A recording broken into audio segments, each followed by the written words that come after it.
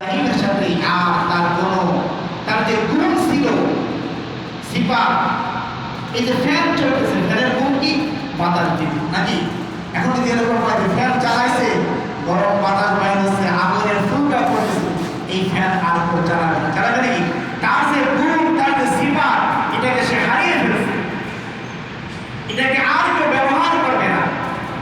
তার আগুনের যে সিফাত আর গুণ ছিল, আল্লাহ বলছে ইব্রাহিমের জন্য তুমি এটা বন্ধ হয়ে যাও, ইব্রাহিমের জন্য তুমি এসি হয়ে যাও, এর কন্ডিশন হয়ে যাও। এটা কখন হয়েছে? যখন আল্লাহ তাকে দেখছে লা তাআতা লিমাখলুকিন ফি মা'সিয়াতিল খালিক, আল্লাহ তাআলার হুকুমকে পালন করতে গিয়ে যদি দুনিয়ার বাবা দাদা ছেলে সন্তান স্ত্রী পুত্র নেতা সমাজ সব যদি আমার থেকে মুখোমুখি হয়ে যায়, আমার থেকে আলাদা হয়ে যায়, আমার কিছু আসে আর যায় না। আমার মালিক যদি আমার পক্ষে থাকে, আমার বিপদে থাকে, এটাই আমার জন্য আল্লাহ তাআলা থেকে মুসরাত আর বরকত এসে গেছে।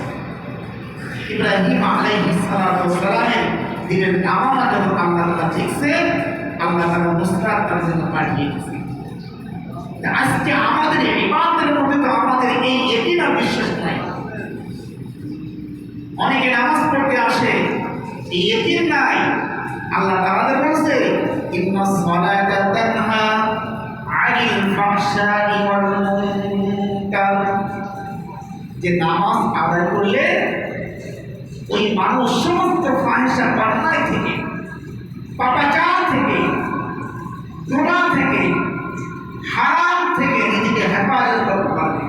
কিন্তু এখন নামাজ পড়তেছে, ইমাম সাহেব নজরকে হেফাজত করতে